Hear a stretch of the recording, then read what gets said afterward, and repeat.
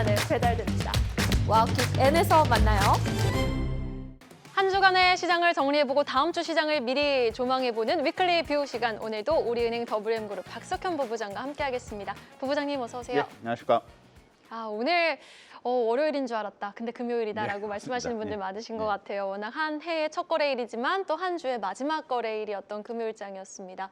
우린 또 한 번 전입니다. 역사적인 순간 한가운데 그렇죠. 자리하며 4,310포인트까지 장중에 확인을 했거든요. 예. 와, 2026년도 시장이 좋으려나 봐요. 어떻게 보셨어요, 오늘? 일단 뭐 지난해죠. 2025년도 코스피가 75.6%를 상승을 하면서 글로벌 시장 내에서 아주 독보적인 상승세를 기록을 했는데 오늘도 뭐 첫날 거래에서 지금 급등을 기록을 했기 때문에 시장은 참 좋은 스타트를 끊었다라고 볼 수 있을 것 같고요. 역시 지난해하고 똑같이 삼성전자하고 SK 하이닉스가 시장을 주도를 했고 이 밖에도 뭐 인터넷 엔터 그리고 방산 그리고 화장품이랑 다른 어떤 증권주들도 좀 강세를 보여주는 흐름을 보였는데 뭐 시장 보시면 아시겠지만 삼성전자하고 SK 하이닉스가 시장을 이끌어가는 압도적인 흐름을 보여줬고요. 기본적으로는 지난해하고 큰 어떤 차이점은 나타나지 않았다라고 볼 수 있을 것 같습니다.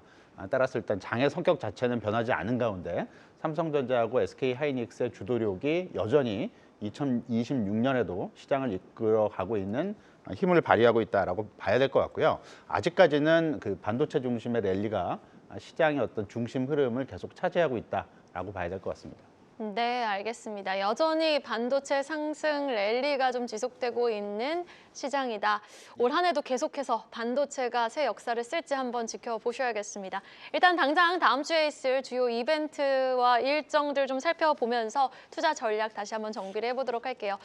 다음 주 일정 산적합니다. 4일부터 뭐 이제 9일까지 빡빡한 일정이 있는데 그 가운데에서도 지금 우리 부부장님이 가장 주목하시는 일정, 뭐 다 주목해야 될 만한 일정인 것 같아요. 방중 이벤트, CES, 삼성전자, 여기에다가 젠슨왕 연설까지 어떤 포인트에 가장 좀 초점을 두고 계세요? 일단 뭐 방중 이벤트는 상당히 중요한 이벤트이긴 한데 경제적으로 어떤 영향을 미칠지는 좀 확인을 해봐야 되기 때문에 그거보다는 이제 연초에 항상 예정이 돼 있는 미국 CES죠. 소비자 가전 전시회인데 이게 이제 1월 6일부터 9일까지 현재 시간으로 이어질 예정이기 때문에 관련 빅테크 주식들에 어떤 영향을 미칠지가 첫 번째 관심사가 되겠고요. 네. 그리고 아무래도 다음 주는 삼성전자가 잠정 실적을 발표하는 주이기 때문에 시장의 관심은 여기에 거의 집중될 것이다라고 볼 수 있을 것 같습니다. 목요일 오전이죠. 맞습니다. 예. 네, 알겠습니다. 일단 CES와 삼성전자 잠정 실적 예. 발표 주목해보자라고 말씀해 주셨는데 CES부터 한번 토파 보도록 할게요. 현지 시간으로 6일부터 개최하지만 또 5일에 주요 예. CEO들의 연설이 있어요. 여기에도 주목을 해봐야겠죠? 맞습니다. CES 기간이 지금 표에서 보시는 대로 미국 현지 시간으로 1월 6일부터 시작이 되는데 기조 연설은 그 미국 AMD CEO인 리사 수가 기조 연설을 하게 될 예정입니다. 네. 작년에는 엔비디아의 젠슨 황이 그 CEO 기조 연설을 했었는데 올해는 AMD 리사 수 CEO가 연설을 할 예정이고요. 젠슨 황 CEO는 CEO 개막 하루 전이죠. 미국 시간으로 1월 5일 날 특별 연설이 예정이 돼 있습니다. 네. 일단 젠슨왕 CEO의 특별 연설에 아무래도 관심이 집중될 수밖에 없는데 작년 기조 연설이 조금 아쉬웠나 봐요. 맞습니다. 작년 기조 연설 때 일단 그 사업 전망에 대해서 어떤 뚜렷한 어떤 얘기를 제시를 하지 못했기 때문에 장중 2% 이상 오르다가 1월 7일 날 작년 1월 7일이죠. 종가는 마이너스 6% 이상으로 급락하면서 기억나요, 마감을 그날. 했기 때문에 네. 젠슨왕 CEO 입장에서는 올해 CES 특별 연설을 통해서 뭔가 어떤 전달하고자 하는 메시지가 있을 수 있지 않을까라고 볼 수 있을 것 같고요. 네. 이런 부분들이 아무래도 이제 긍정적인 어떤 기대감으로 작동을 한다라고 볼 수 있을 것 같습니다. 특히 작년하고는 다르게 지금 엔비디아의 사업 구도가 중국 관련 수출이 지금 물꼬를 틀 수 있는 분위기로 가고 있고 그리고 제품 출시도 순조롭게 진행이 되고 있기 때문에 작년하고 엔비디아 상황은 작년하고는 좀 다른 상황이다라고 볼 수 있을 것 같고요. 특히 이번 CES 같은 경우는 CES 전체적으로 전부 다 로봇과 관련된 어떤 이벤트들이 가장 주목을 받지 않을까라고 예상이 되고 있기 때문에 AI 산업 말고도 이 로봇과 관련된 산업들이 CES에서 얼마나 시장 관심을 일으킬 것이고 이게 관련 주가에 어떤 영향을 미칠지에 대해서도 관심을 높일 필요성이 있을 것 같고요. 작년 같은 경우는 그 CES가 주가 상승하고는 좀 크게 영향을 좀 주지를 못했기 때문에 다소 조금 부족한 부분이 있었지만 올해는 좀 상황이 좀 다르기 때문에 작년하고는 달리 올해 CES는 주식 시장이 어느 정도는 호재 요인으로 작동할 가능성이 좀 높지 않을까라고 기대를 할 수 있을 것 같습니다. 네, 알겠습니다.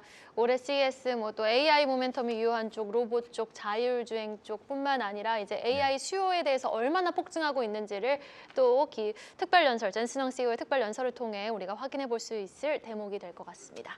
자, 그리고 또 하나 삼성전자가 이제 8일 목요일 아침에 실적을 그죠? 예. 발표합니다. 예. 지금 뭐 스트레이컨센뿐만 아니라 증권사에서 IBK 투자증권인가요? 21조 원 넘게 영업이익을 예. 지금 내다보고 있는 상황인데 기대감 높아지는 게 또 썩 좋은 건 아니잖아요. 근데 기세로는 되게 충분한 것 같아요. 그렇긴 하죠. 기대감이 너무 높으면 혹시 이게 높은 기대를 만족시키지 못할까 봐 좀 불안한 부분이 있는 것 같고요. 다만 이제 시장 컨센서스가 그 삼성전자 4분기 매출액이 한 88조 6천억 원 정도, 그리고 영업이익은 지금 16조 원 정도로 잡혀 있는데 뭐 이거는 뭐 확실히 넘을 가능성이 높다라고 봐야 될 것 같고요. 일부에서 제기가 되고 있는 4분기 영업이익 20조 원 상회 가능성, 이 부분도 충분히 가능성이 좀 있지 않을까라고 기대가 되고 있기 때문에 이런 부분들이 오늘 삼성전자 주가 7% 상승을 이끈 한 요인으로 작동을 했다라고 볼 수 있을 것 같습니다. 그러면 삼성전자 주가의 최근 흐름, 지난 12월부터 상당 부분 많이 올랐기 때문에 네. 이미 이익 전망치가 이 정도까지 올라오는 부분은 대부분 반영이 돼서 실적 발표 이후에는 오히려 떨어지지 않을까라는 걱정도 있을 수가 있겠지만 뭐 꼭 그렇지는 않을 것 같습니다. 왜냐하면 2026년도죠. 올해 삼성전자의 영업이익 전망치가 지금 한 87조 원 정도를 기록을 하고 있는데요. 지난주에도 좀 말씀드린 바가 있지만 마이크론 테크놀로지의 그 달력 연도 기준으로 2026년도에 순이익이 60조 원 정도가 기록할 것으로 예상이 되고 있기 때문에 삼성전자의 지금 이 수치 자체가 상당 부분은 좀 낮게 잡혀 있을 가능성이 높지 않을까라고 볼 수 있을 것 같고, 요번에 만일 4분기 영업이익이 20조 원을 상회하는 결과를 나오게 된다면 아마도 2026년 영업이익 전망치에 대한 상향 조정이 상당히 가파르게 이루어질 가능성이 있다라고 볼 수 있을 것 같고요. 지난번 3분기 실적 발표 때 서프라이즈를 기록을 하면서 삼성전자의 2026년도 영업이익 전망치가 30조 원 이상 상향 조정을 기록한 바 있기 때문에 이번에도 역시 추가적인 상향 조정이 이루어지는 과정 속에서 주가가 더 오를 가능성은 충분히 남아있다고 볼 수 있을 것 같고요. 오늘 삼성전자 시가총액이 지금 그 760조 정도를 기록을 하고 있고요. 네. 우선조 시가총액이 한 70조 원 정도를 기록을 하고 있기 때문에 합산 시가총액이 한 830조, 40조 정도를 기록을 하고 있습니다. 만약 삼성전자의 내년도 영업이익이 정말 일부에서 제기가 되고 있는 100조 원 또는 120조 원까지 상향 조정될 수 있다면 우리나라 기업도 시가총액 1000조 기업이 나올 가능성도 충분히 있다라고 볼 수 있을 것 같습니다. 와, 올 한 해 삼성전자가 과연 시총 1000조로 등극할 수 있을지, 뭐 당장 올 한 해가 아니더라도 시계열을 그렇죠. 길게 예. 놓고 봤을 때 가능할지 또 응원하는 마음으로 지켜보도록 하겠습니다. 그리고 지금 코스피가 12월 들어서만 한 7% 넘게 그렇죠. 7.3% 예. 급등을 했고, 반면에 S&P 500 지수는 마이너스 0.1%로 맞습니다. 한 예. 달을 마감했거든요. 그렇다면 이제 1월 달 연초 랠리도 국내 증시에만 만연해질까요? 어떻게 보세요? 일단 미국 시장이 지난해 연말에 지금 S&P 500 지수 같은 건 4일 연속 지금 하락을 했기 때문에 연초 시작을 어떻게 해야 할지가 좀 관심이 좀 모아지는 상황인 건 맞고요. 그리고 지난 연말에 4일 연속 S&P 500 지수가 하락한 부분은 아무래도 미국 시장에서 연준에 대한 우려감들이 작동을 하고 있는 부분. 물론 미국 시장에서 연말에 차익 실현 매물이 많이 나온 부분도 있긴 하지만 연준에 대한 기대감들이 조금 우려 요인으로 작동을 했다라는 부분이 미국 시장 연말을 좀 부진하게 만들었던 요인이라고 볼 수가 있을 것 같은데, 일단 앞에서 말씀드렸듯이 올해 출발은 CES를 시작으로 해서 전반적으로 빅테크 모멘텀에 대한 기대치는 충분히 긍정적일 수 있을 것 같고요. 그리고 1월 중에 예상이 되고 있는 미국 S&P 500 기업들의 실적 역시 빅테크를 중심으로 해서 긍정적인 실적 모멘텀을 형성할 가능성이 충분히 있기 때문에 작년 연말에 나타났었던 미국 시장의 어떤 부진 이런 부분들이 반복이 되지는 않지 않을까라고 기대를 해볼 수가 있을 것 같습니다. 일단 중요한 거는 앞에서 말씀드린 대로 연초에 예정이 돼 있는 CES 기간 동안에 빅테크 기업 실적이 빅테크 기업의 실적 모멘텀이 긍정적으로 제시가 될 수 있을지, 그리고 이런 부분들이 1월 중순 이후에 진행이 될 어닝 시즌으로 이어지는 어떤 모멘텀, 가교 역할을 할 수 있을지가 중요하다라고 볼 수 있을 것 같고요. 다른 하나는 지난해 그 1월달, 지난 2025년 1월달에 S&P 500 지수가 CES 기간 동안에 다소 부진하다가 월 중반 이후에 1월 중반 이후에 강세로 마감을 기록할 수 있었던 가장 큰 요인이 연준의 금리 인하에 대한 기대감이 살아났기 때문에 이제 일단 그렇게 됐다라고 볼 수 있을 것 같은데, 물론 올해 같은 경우는 연준 금리 인하에 대한 기대가 살아나지는 않을 것 같습니다. 왜냐하면 당분간은 동결할 것으로 예상이 되고 있기 때문에 연준 금리 인하 기대를 섣불리 기대하기는 좀 어렵긴 하겠지만, 지금 현재 지난해 연말 미국 시장을 좀 부진으로 빠뜨렸었던 연준의 어떤 긴축적인 어떤 기조에 대한 우려감, 이런 부분들이 월 중반 이후에 안정적인 쪽으로 변환이 될 수가 있다면, 앞에서 말씀드린 대로 빅테크 기업들의 실적 모멘텀, 그리고 연준 통화 정책에 대한 우려감들이 진정이 되면서 1월 달 미국 시장 수익률이 긍정적인 쪽으로 움직여 가지 않을까라고 기대를 해볼 수는 있을 것 같습니다. 네, 알겠습니다. 그러면은 4,300을 보고 출발했던 1월의 첫 거래일, 2월 달에도 뭐 4,500까지도 충분할지, 가파르게 1월에도 랠리가 이어질지, 아니면 조금 쉬엄쉬엄 갈지 궁금한데요. 일단은 추가 상승은 1월 8일이죠. 네. 다음 주 삼성전자 실적 발표 이전까지는 어느 정도는 좀 속도 조절은 있을 수 있겠지만 추가 상승은 이어질 가능성이 좀 높다라고 볼 수 있을 것 같고요. 만일 삼성전자 실적 발표, 잠정 실적 발표 전까지 지수 상승폭이나 반도체 주식들의 어떤 상승폭이 좀 과다하다면 그 이후에는 좀 조정 양상이 나타날 가능성도 있다라고 봐야 될 것 같고요. 다만 이런 흐름들이 일시적인 어떤 단발적인 흐름이라기보다는 지난해에 이어서 올해까지 이어지고 있는 연속적인 흐름이다라고 봐야 될 것 같고요.